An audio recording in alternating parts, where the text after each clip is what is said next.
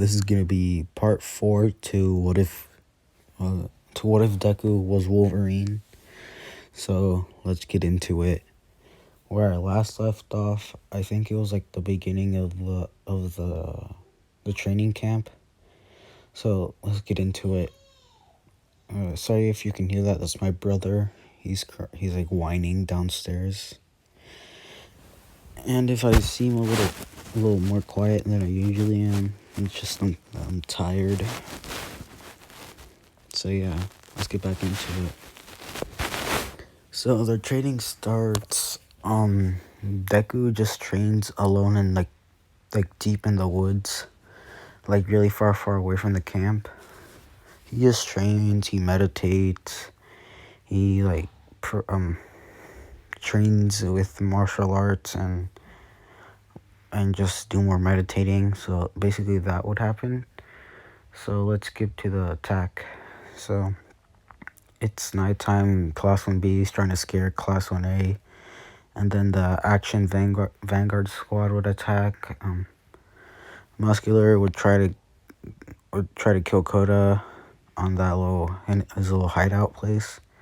Deku comes.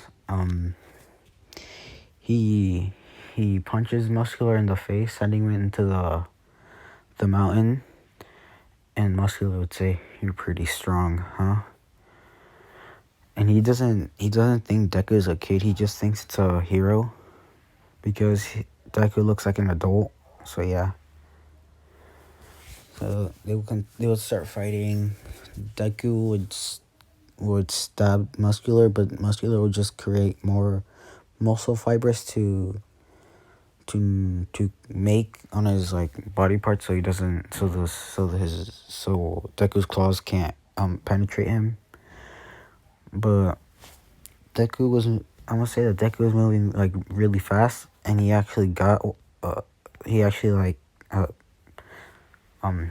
cut into Muscular, and I'm gonna say like in his stomach, and when he cut into him, he moved his arm up, so it just went from his middle stomach all the way to his chest, and just like took his claws out. And Muscular is out because of, he was knocked down because he couldn't handle the pain. So yeah. So he gets Koda, he takes him back to the camp. Then he comes back. He goes back into the forest to help others, and he comes with contact with Toga, Uraraka, and Tsuyu. Toga would get knocked out because Deku would just punch her. So she would get knocked out, and he would take her to the heroes. So yeah. And Moonfish would show up, and Tokiyami with his dark shadow, like his rage form, I guess. I don't know. He would show up, and they would fight. Deku would meet up with Todoroki and Bakugo. Moonfish would get taken out, and then Bakugo and Todoroki would calm down Tokiyami and Dark Shadow. And then Mr. Compress makes Bakugo into a marble. So yeah. Bakugo gets captured. Yeah, so that's the end of that. So let's go into the next arc. So the heroes are having a meeting of how they're gonna find the League of Villains, and they would start questioning the students in 1A about the villains and where they might think they are. And Momo, she did put on a tracking device on one of the Nomus. So she made a tracking device and gave it to the heroes so they can track the tracker. So yeah. Deku just sets on his own because he just goes to find Bakugo because he can smell really well, so I'm gonna say that he picked up Bakugo's scent near the city, like in the city. So he would just like follow his scent. He would have his costume on, so nobody knows who he is. Actually, no, he's not gonna have his costume. He's just gonna be in regular clothes, like a white T-shirt and like black jeans, a belt, and like boots. So yeah. So he would find he would get lead to the hideout, the bar where the League of Villains are.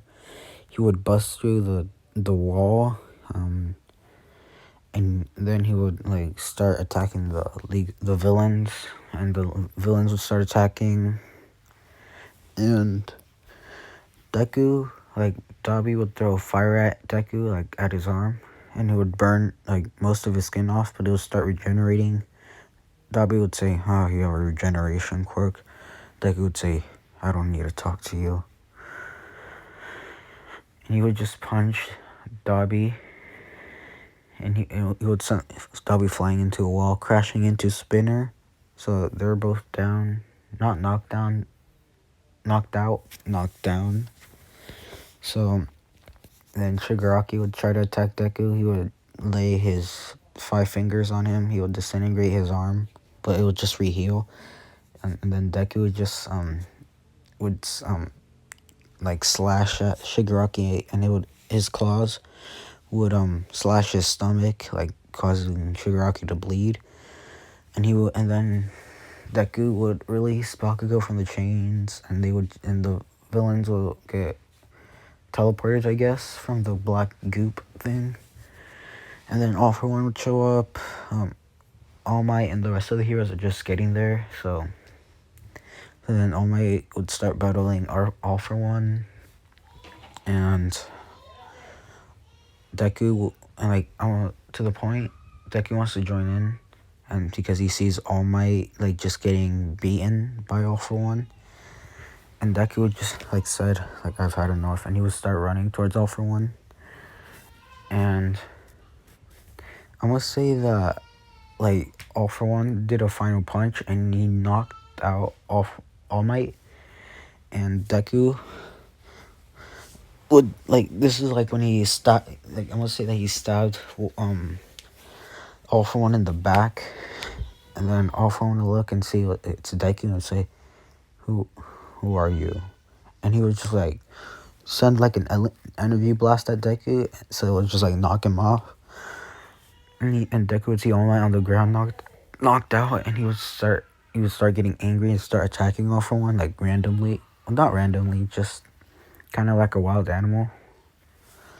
So yeah, All For One would get annoyed, and he would just set Deku on like he would shoot like a fireball, like a really hot fireball, and he would shoot at Deku, and Deku would just get like his entire body is burned.